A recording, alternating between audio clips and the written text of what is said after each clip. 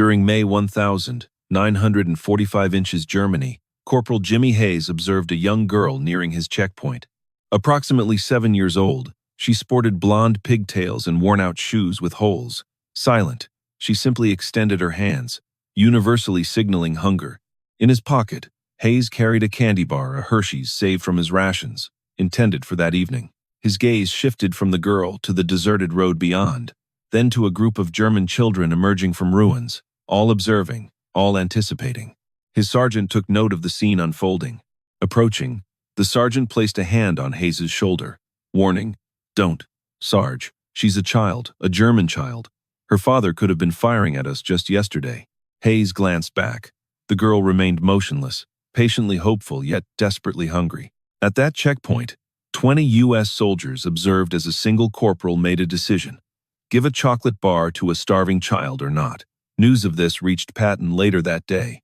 His reaction would either set compassion free or impose strict order. Here's what Patton declared. Don't forget to hit subscribe. Before we go on, we share WWII narratives that highlight the toughest choices and the human spirit within. The setting was Kronberg, a modest German town. Combat had passed 2 weeks prior. Structures stood mostly intact, but the townsfolk endured starvation. As Germany crumbled, supply chains failed, leaving towns without food. German troops had seized whatever supplies they could prior to their withdrawal. U.S. forces established a checkpoint along the main thoroughfare. Managing road access standard protocol was Corporal Jimmy Hayes' duty that morning. A 2-3-year-old from an Iowa farm, 8 months in Europe, had exposed him to battle and loss, but his heart remained soft, still open to emotion. Then the girl appeared. From the town's direction, a solitary, small, thin girl approached. Her oversized dress, likely a hand-me-down from an older sibling, hung loose. She strode directly to Hayes, met his eyes, and stretched out her hands. Hayes gazed at her. She remained mute, no English, but her eyes conveyed all. Sergeant Mike Donovan, 35 and a seasoned career soldier with 2 wars experience, approached. He knew the regulations. "Step back, Sarge," he said. "I am looking at her. I see a German civilian. We don't feed them. That's not our job. She's starving. Many people are starving. That's the consequence of launching a war and losing." Hayes slipped his hand into his pocket, touching the candy bar that just sat there. He wasn't even particularly hungry. Giving away 1 chocolate bar wouldn't be the end of him. Donovan noticed the motion and clasped Hayes' wrist. "Don't," he said. "Why not?" "Because if you hand her that bar, you know the outcome. Every child in this town will arrive here tomorrow. And then how will you feed them all? Do your rations cover 3,000 people?" Hayes paused, turning his gaze back to the girl. She remained still, just waiting. Behind her, additional children emerged slowly from the side alleys. Cautiously, they observed the girl and the U.S. soldiers, grasping the idea that where there is an army, food is nearby within minutes. Some 30 children aged 5 to around 14, all gaunt, grubby, and famished, gathered loosely behind the first girl. No pushing, no pleading, just standing with hope. A boy around 12 stepped forward, using a bit of English. "Please, sir, we are hungry. Do you have food?" Before Hayes could answer, Donovan interjected. "No food for you. Return to town, please. The children are very hungry, but that's not our concern. Go home." The boy stood motionless. The younger children behind him began to shift uneasily, and a tiny girl, about 6, began to sob, silently, tears flowing quietly, too weak to wail. Something inside Hayes shattered. He couldn't endure this. He couldn't remain idly while children wept from hunger, his pocket full of food. He extracted the candy bar, raising it high, the children's gazes fixed upon it. Instantly, Donovan seized his arm. "Hayes, this is an order. Do not hand out that chocolate, Sarge. It's only a single candy bar. It's not about 1 bar, it's about principle. We feed our own, not the enemy. They aren't the enemy. They're children, German children. Their fathers killed our soldiers. Their mothers backed Hitler." But Hayes didn't forget. He looked again at the first girl, pigtails, and all her hands still outstretched. Did she support Hitler, Sarge? Did she cast a vote for him? Did she instigate this war? Donovan's expression turned stern as he stated, "No, but her nation did. That's the truth. War has no concern for fairness." Hayes remained conflicted, desperate to act rightly, yet uncertain of what that meant anymore. The scene drew notice, with other troops observing. A few soldiers felt sympathy. while others sided with Donovan. He summoned the lieutenant, claiming this matter exceeded his authority. Lieutenant Parker appeared a youthful officer, facing his first genuine leadership challenge with civilians. Gazing at the kids, his troops, and then Donovan, he said, "Sergeant, German civilians are pleading for rations. Sir, I refused them." Parker understood the regulations. Troops get priority feeding, and civilians fall outside the Army's obligations. Our duty is to sustain our soldiers. Civilians must rely on aid groups. Nausea washed over Hayes as he saw the little girl still present, still full of hope. He decided, unwrapping his chocolate bar, splitting it into bits, and approaching the kids. This time, Donovan didn't intervene, just observed. Hayes offered a fragment of chocolate to the first girl. Her expression brightened. She accepted it delicately, as if it were precious gold. Placing it on her tongue, she shut her eyes. The remaining kids rushed forward, outstretched hands begging, while Hayes doled out the bits. It was woefully insufficient, 36 children, a single candy bar. The majority received none. Those who did get chocolate shared it. The elder ones split their portions and gave half to the younger ones. They grasped the concept of shortage, of giving up something. In moments, the chocolate vanished. The kids stared at Hayes, waiting for more, but he had nothing left to offer. He inverted his pockets, proving they held nothing. The children comprehended. They voiced no protest, merely pivoted and ambled back to town, let down yet not furious. The pigtailed girl lingered last. She glanced back at Hayes once more before trailing the group. Hayes felt empty. His actions seemed futile, yet Lieutenant Parker approached. "Corporal, you directly violated an order." "Yes, sir." "You realize that is a court-martial charge?" "Yes, sir." Parker held his gaze for an extended silence. He then let out a sigh. "I'll document this, pass it up the chain of command, and let the higher-ups determine the outcome. Meanwhile, you are restricted to camp. Clear?" "Yes, sir."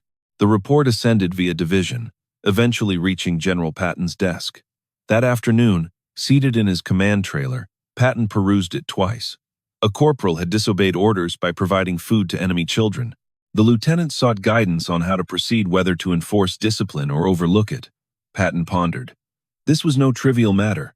It spoke to the identity of their army, the kind of soldiers they aspired to be.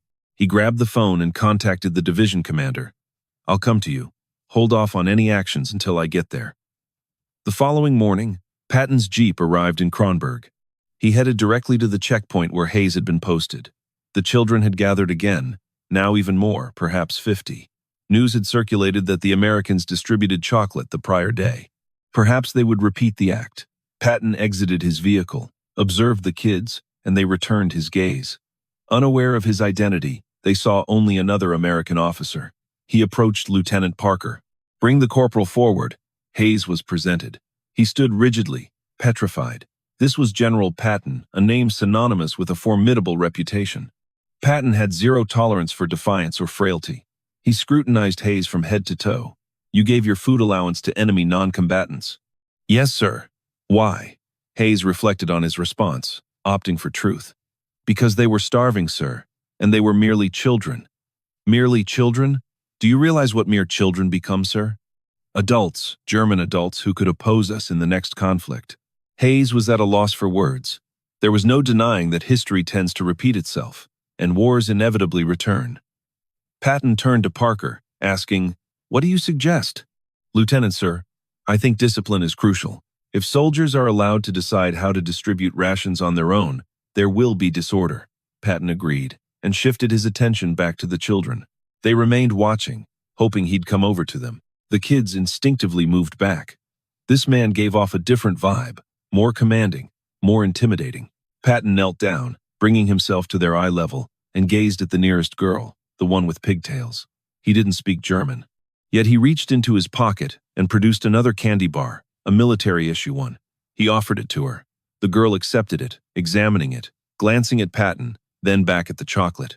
Patton rose, faced his staff, and said, "Summon the supply officer." A major promptly arrived. "Yes, sir." "How much food have we got?" "Plentiful supplies, sir. Enough to last 2 months with our current numbers." "Good. Set up a distribution point here twice daily. Give these civilians enough to eat, not much, just enough to keep them from starving." The major hesitated. "Sir, regulations say." "I'm aware of what regulations say. I'm revising them for this area." We feed non-combatants, especially children. Yes, sir. Patton turned to Parker and Hayes, who were both staring. Lieutenant, you were right about discipline. Corporal, you were right about humanity. Here's the new rule. We don't hand out rations haphazardly. That leads to chaos, but we also don't let kids go hungry. Not while I'm in charge. We create a proper, organized, fair distribution system. Every child receives something daily until relief organizations step in. He looked directly at Hayes. Your intentions were good, but you can't fix the world with a single candy bar. You need a system, organization. That's how you truly help people. Hayes nodded. Yes, sir.